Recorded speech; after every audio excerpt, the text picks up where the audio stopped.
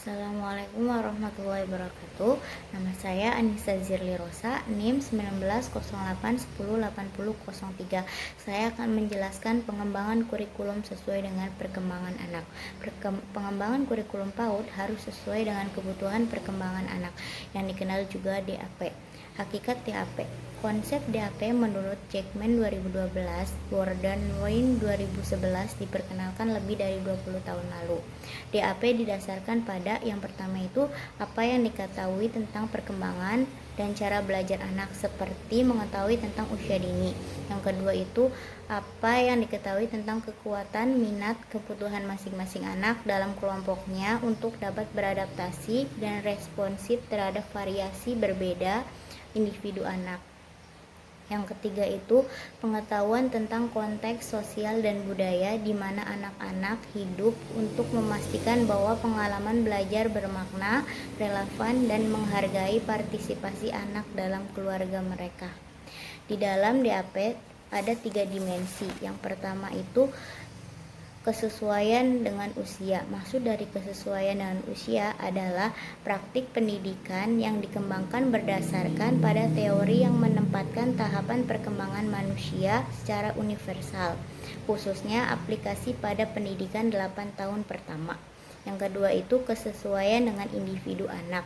Praktik pendidik yang selaras dengan pola pertumbuhan dan perkembangan setiap anak secara personal, termasuk sesuai dengan kekuatan gaya belajar, minat, pengalaman, dan potensi anak secara keseluruhan.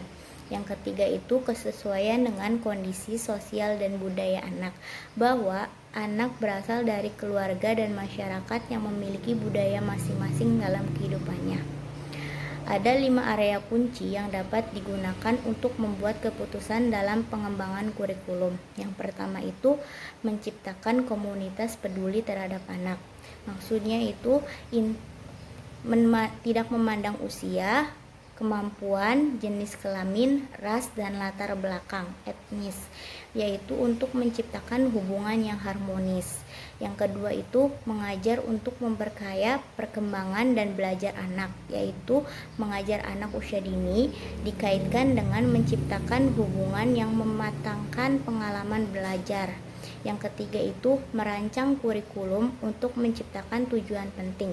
DAP cenderung difokuskan pada bagaimana mengembangkan kurikulum yang mampu mencapai tujuan penting, terutama dalam menstimuli seluruh potensi perkembangan anak, didasarkan pada tujuan untuk anak-anak belajar yang dapat mengartikulasi bagaimana belajar, yaitu fisik, bahasa, kognitif, dan pengembangan sosial,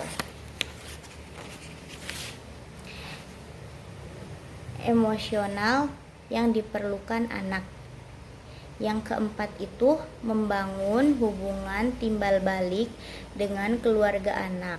Maksudnya itu memberikan gambaran bagaimana pendidik mengembangkan hubungan yang kolaboratif dengan keluarga yang mempromosikan rasa kemitraan berdasarkan saling membutuhkan, pengertian, dan selalu negosiasi. Yang kelima itu menilai perkembangan dan belajar anak-anak. Melalui penilaian ini, pendidik mendapatkan gambaran yang menyeluruh tentang perkembangan anak dalam semua aspek. DAP memiliki 12 prinsip sebagaimana dikemukakan oleh Miller 2009. Yang pertama itu pendidik mengembangkan hubungan yang hangat dan peduli terhadap anak. Yang kedua itu pendidik mengakui perilaku positif anak-anak.